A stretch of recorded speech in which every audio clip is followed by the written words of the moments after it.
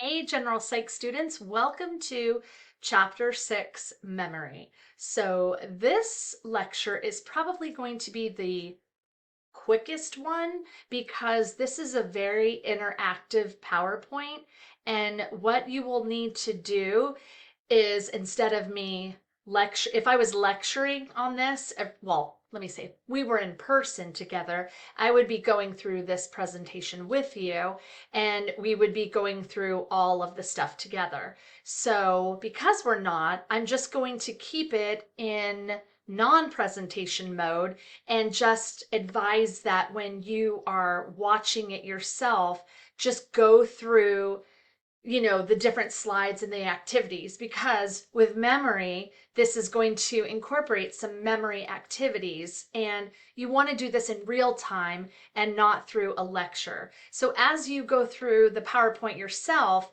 and it asks you about the prompts, just go ahead and go through those and do them because it's quite interesting regarding your memory. So when we get to those slides, I will just quickly go through them really quick so that we're not like stuck on there.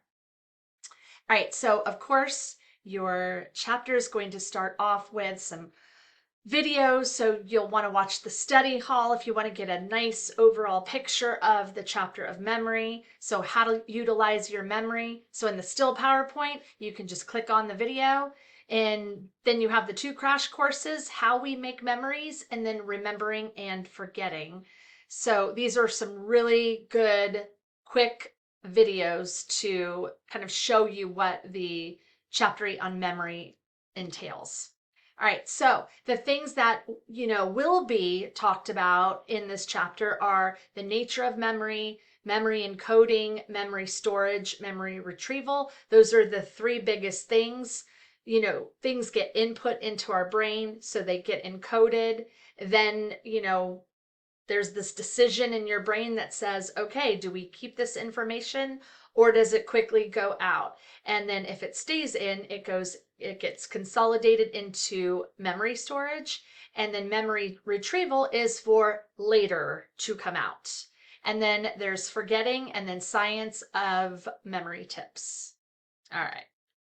Okay, so the nature of memory, retention of information or experience over time. So the thing to understand is the three phases of memory includes encoding, storage, and retrieval. All right, so sensory input, when we look at encoding, there's automatic versus effortful encoding. So in all of this, attention plays a role. So what role does attention play? So we have what's a purposive focus, which is selective attention. We've got multitasking, which is divided attention. We've got vigilance, which is sustained attention. And then we have higher level cognitive functioning, which is executive attention. So there are different levels of attention and there are different factors that go into kind of what's important in your brain to remember and what's kind of not, I guess.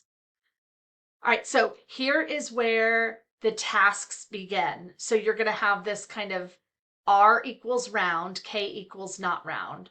So, don't worry about that now. So as best as you can, you're going to count the number of rounded letters in the following set word list. So in the regular PowerPoint, you're going to click and you're going to do this test on your own. Now, the reason that it looks all jumbled like this is because it's not in presentation mode.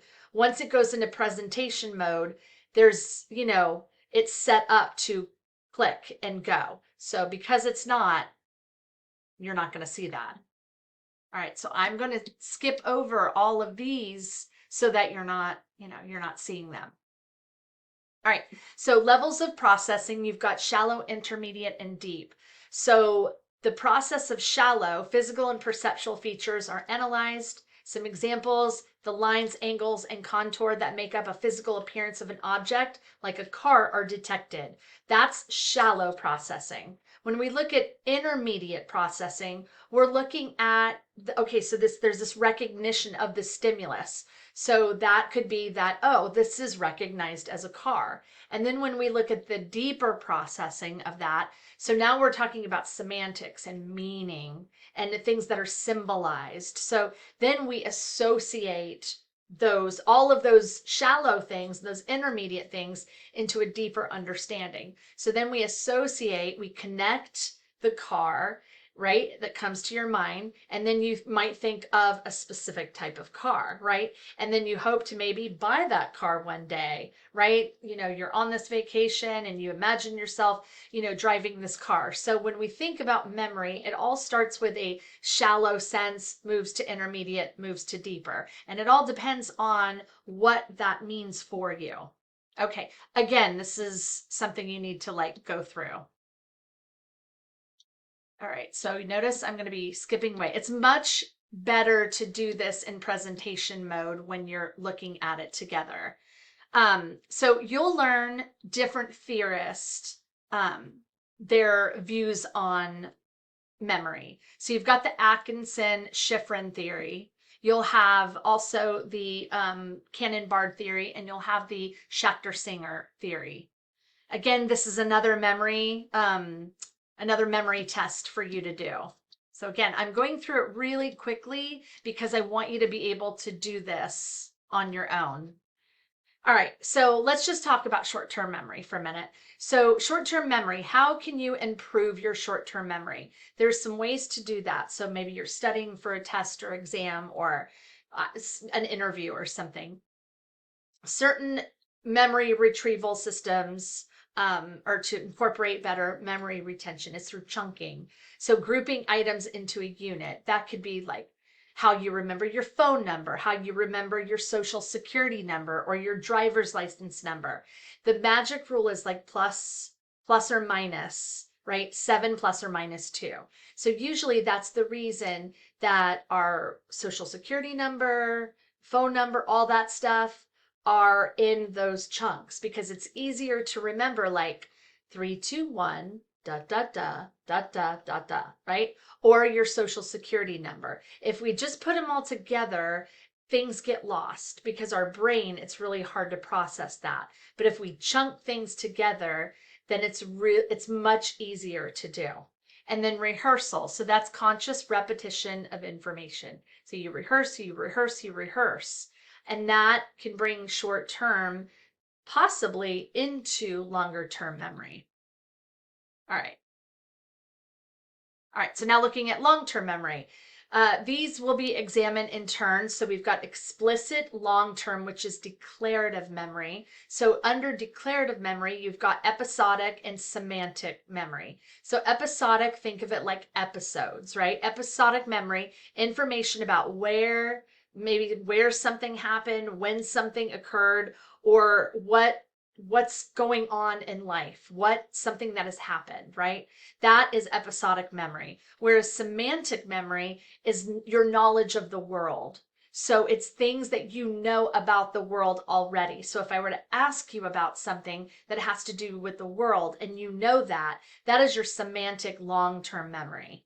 And then we've got your implicit long-term memory that's non-declarative. That's like procedural memory. So that's like walking, talking, riding a bike, roller skating. Maybe you haven't done it in so long, but maybe it's been years since you rode a bike, but then you get on a bike and you might be a little shaky, but you can ride it. So that would be an example of your non-declarative procedural memory. And then classical conditioning and priming. All right, so hey, how about, as I drink my Starbucks, I could make that extra credit, right? What am I drinking? Can you remember? I am drinking a grande iced breve latte, whatever.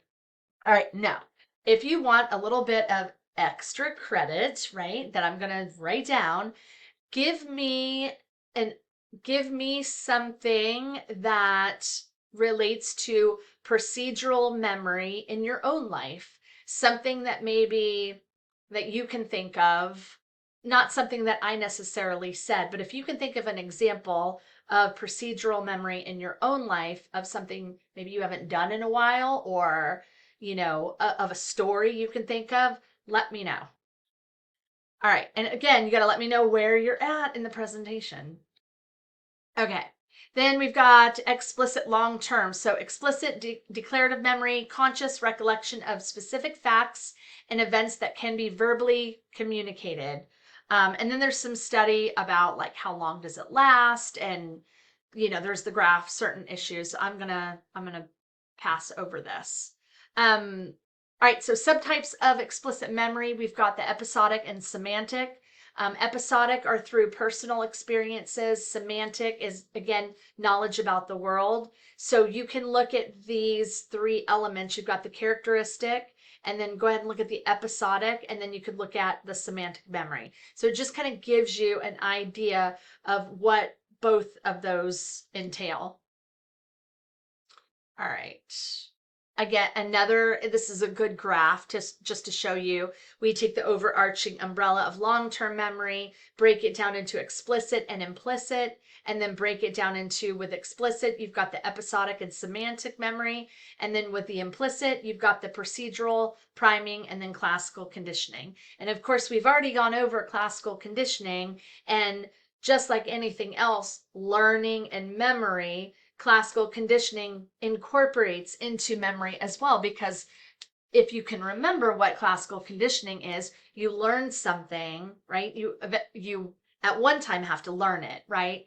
Maybe that's your alarm clock, right? After so many times, just the sound of the alarm clock reminds you, it conditions you for something, right? And we all have those memories, multiple memories.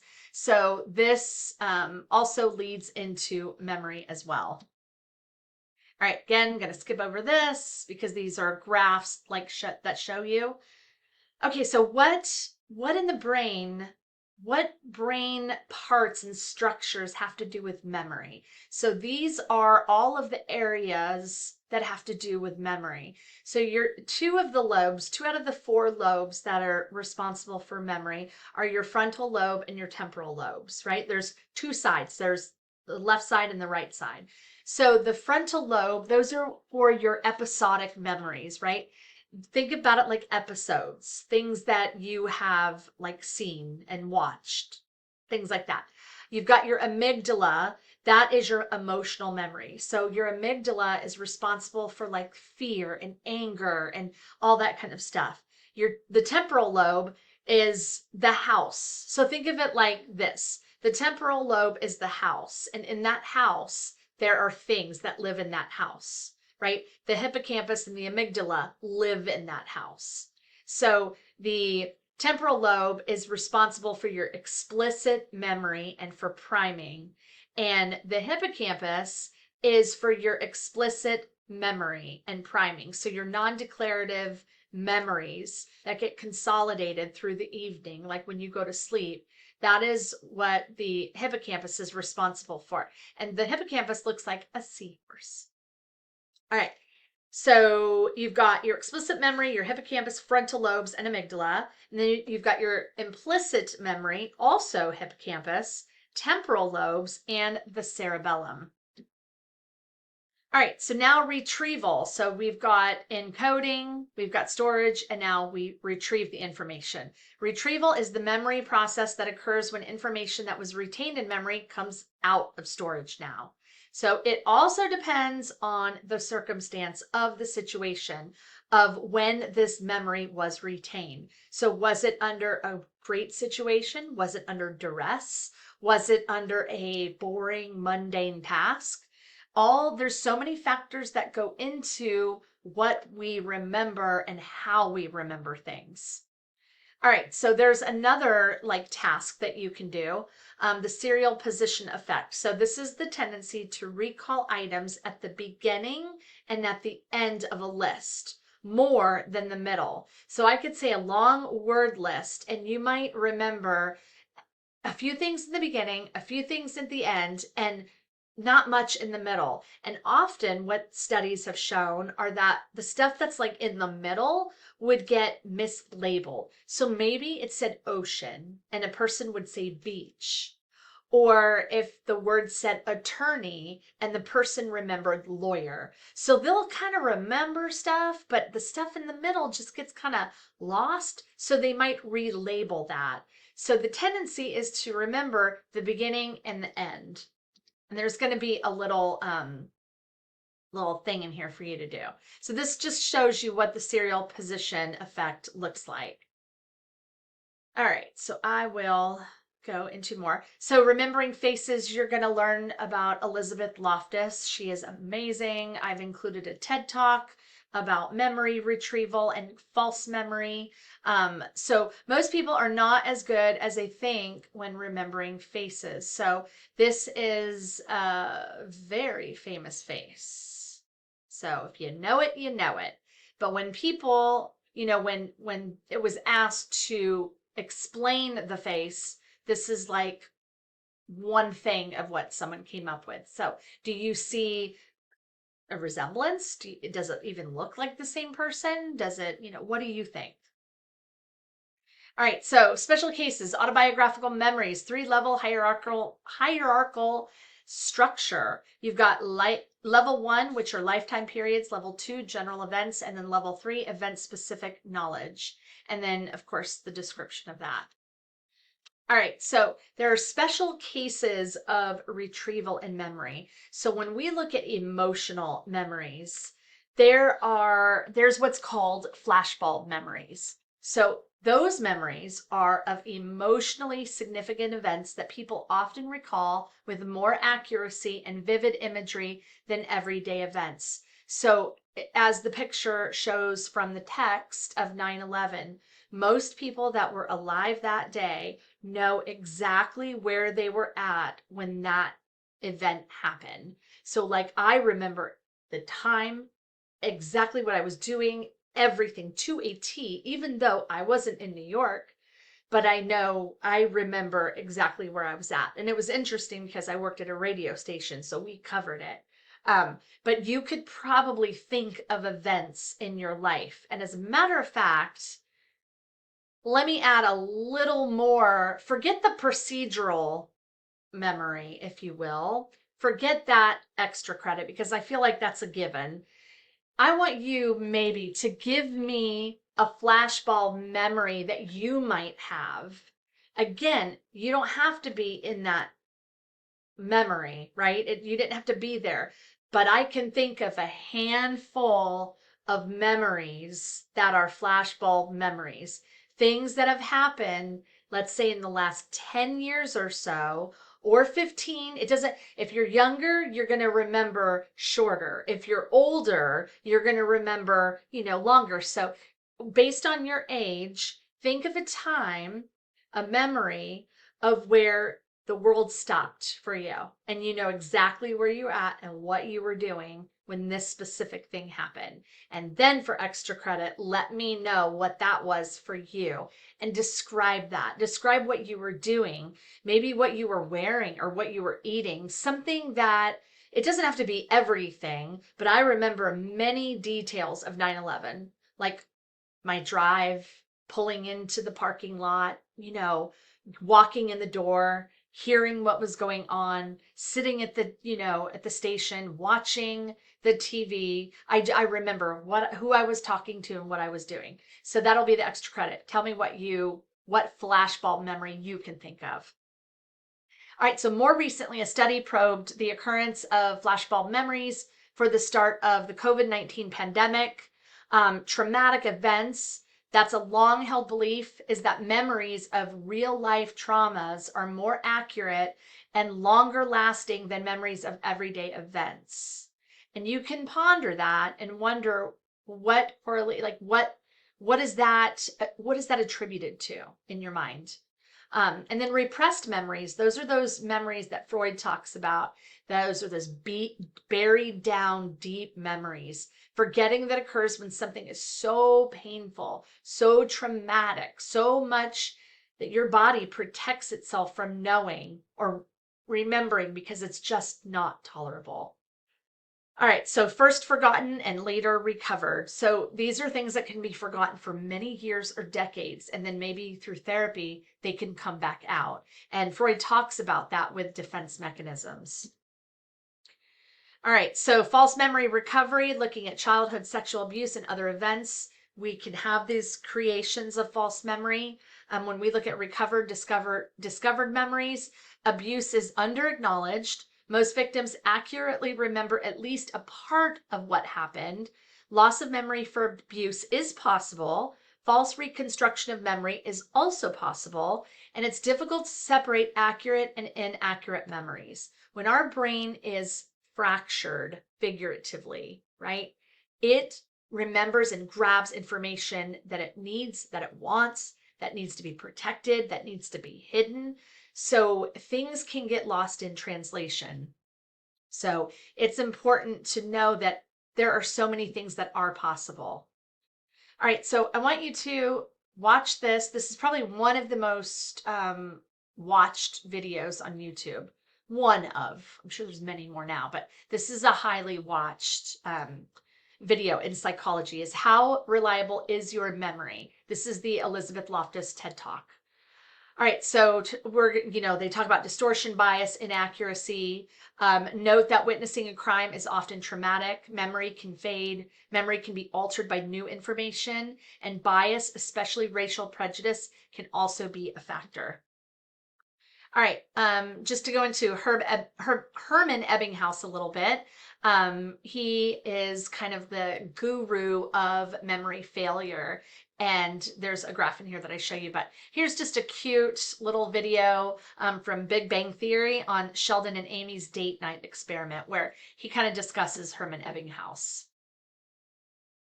And this is the Ebbinghaus forgetting curve. These are some activities for you to do, some more things to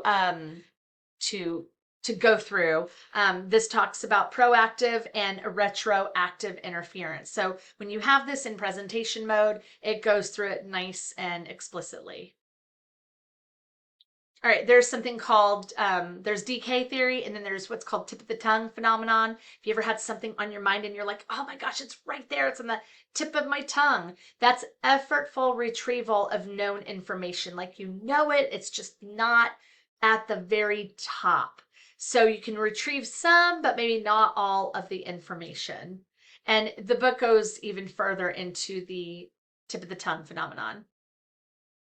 Okay, I'm going to cover two types of amnesia here, anterograde amnesia and retrograde amnesia. So anterograde is the inability to store new information and events. So if you've been in an accident, right? And so what would happen if you have anterograde amnesia is that you won't remember anything new. So it's like your brain is wiped clean every night. You'll remember everything all the way up to that accident, but anything new you won't remember. One movie that comes to mind, and I have lots of cool videos, going beyond this to show you some movie clips, is 50 First Dates. That's a really good example of anterograde amnesia. Retrograde amnesia is the inability to retrieve past information. So it's the opposite. Your past is wiped out, but you can make new memories. So you can make new memories that you'll remember every day, but it's like starting all over again. And The Vow, that movie comes to mind with Rachel McAdams and Channing Tatum. Great movie, love it. All right, and that's coming up. So here are some anteroamnesia in film. So if you put this in presentation mode, you can click on each one of these and it'll bring you right to the trailer. All really cute or really good movies. The next one, this is more on anterograde amnesia. So now this is amnesia after the fact. Now some of these, are they perfect depictions? Not necessarily, but The Vow is a good one. Regarding Henry is a good one. It's more of, some of these are due to Alzheimer's. I think I have taken I feel like I've taken those out. Some of them are, you know, a little Hollywood, but Overboard does a pretty good job of showing retrograde amnesia. And this is more of a kind of erasing of the memory. This one can be argued that it's retrograde or that it's a little, you know, but it does a good job giving you the picture of that. Okay, and then finally, we're almost at the end for studying. Studying tips, review notes routinely, check for errors and ambiguities, arrange into memorable structures, find what works for you. If it's, you know, rehearsal, if it's chunking things together, experiment with all kinds of techniques, different hierarchies, networks, analogies to familiar things. So come up with different analogies, different metaphors, like acronyms, you know, whatever technique helps you. There are many out there. Give undivided attention, process deeply, make associations. That's really important when you're trying to study for a test. See if you can associate one thing to another to help you remember. Use imagery if you have the ability to imagine. Try to do that. Use chunking, that's a good one. And then encode early and often. So not to wait to cram at the end, but start initially in the beginning. So some more study tips to rehearse, redo your notes, talk to others, question each other back and forth, test yourself, ask yourself questions, and then treat your brain kindly, rest, and eat well. Very important. Use those retrieval cues for context, keep comfortable, and try to stay calm. The roles of autobiographical memories: learn from your experience, develop a sense of identity, and bond with others. That's how you're going to create those autobiographical memories. And then when we look at memory and aging, and that would be great if you're into understanding the aging process. Developmental would be a great class to take. When we look at memory and aging, indicator of brain functioning, activity inoculates against mental decline, and then both physical and mental activity are important. So it's not just important when we're looking at Alzheimer's, especially, it's not just important to stay physically active, you've got to stay mentally active. So when you retire, it's important to do those puzzles, read those books, do things that stimulate your brain, because if you don't, it's just like a sponge, it dries out. So, but I'm try to remember that. All right. And with that, this lecture is done. So again, there's one extra credit opportunity in there. So where is it? Remember, I crossed the one out and said, replace it with this. So find that one. All right.